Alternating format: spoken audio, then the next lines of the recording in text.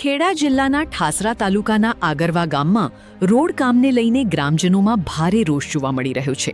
સ્થાનિકોના આક્ષેપ મુજબ 1 મહિના પહેલા રોડ માટે ખોદકામ કરવામાં આવ્યું હતું, પરંતુ આજ દિન સુધી કામ અધૂરું પડ્યું છે.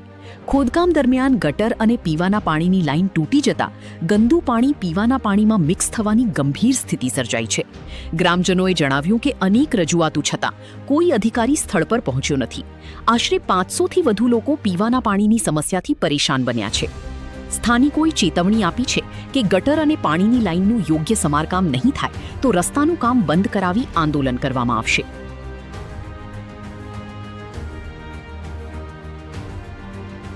મકવાણા ઠાકોરભાઈ છોટાભાઈ, ગામ આગરવા, તાલુકો ઠાસરા, જિલ્લો ખેડા, નવી નગરી.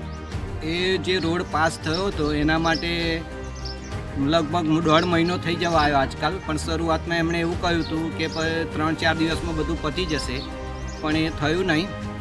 અને એના કારણે એમણે જે ગોદી નાખ્યું, એમાં જે ગોદવામાં આવ્યું એમાં એમણે જે પાઇપો બધાની ગટર લાઇનની પણ નુકસાન કર્યું, અને જે પાણીની પાઇપો હતી 2-2.5-3 ફૂટની એ પણ ગોદાઈ નિકા કાઢી નાખવામાં આવી. એમાં ઘણા સમયથી લોકો પાણીની સમસ્યાનો ભોગ બન્યા, અને અમે જે અમારી પાછળની લાઈન હોય એમણે પણ અમે ગંદુ પાણી પીધું, અને અમને ખાલી ગોળીઓ નાખવા આપી હતી. એટલે અમે આશા રાખીએ છીએ કે ગટર લાઈન અને જે પાણીની પીવાની સમસ્યા એ દૂર કરે, અને પછી તે રોડ ઉપર કમ્પ્લીટ બનાવી દે. એ લોકો જ્યારે આવતા હતા તે વખતે એમને વાત કરી હતી, અને એ લોકોને બધી જાણ ને સમજણ છે, તેમ છતાં પણ એ એમની રીતે કામ કરે છે. મારું નામ મકવાણા મનીષા. સમસ્યા છે ભાઈ કે આજે અઠવાડિયાથી આ ગટર લાઈનો છે, પાઇપો છે, આ લોકો કોઈ એક્શન લેતા નહીં પાઇપો પર, પાણીની પાઇપો છે એની પર. પછી જે મારા ઘરે ગટર તૂટી છે ને, આજે 1 મહિનાથી સતત હું હેરાન થઉં છું. ગટર ઉભરાઈ છે, પાણી મારા નરે આવતું નહીં, અને આ લોકો પહેલો રોડ બનાવવા ઊભા થયા છે. હવે ગટર લાઈન છે ને, એ આ બધાને ગટર લાઈન ને પાઇપ લાઈન બે ભેગું થાય છે પાણી. અમારા ઘરે 2 બાળકો છે, બધાના ઘરે બાળકો હોય ને, તો પછી મેલેરિયા આ બધું થશે, તેની જિમ્મેદારી કોણ લેશે? અત્યારે આ ડસ્ટ પાથરી દીધો, બરોબર. હવે પાણી તો બિલકુલ આવતું જ નહીં. આમથી આમ હું તો વળી કહું છે કે પેલા ઘેરથી પાણી ભરલાવું છું, તે આવા કાકરામાં પાણી 15-20 દિવસથી આ તકલીફ છે.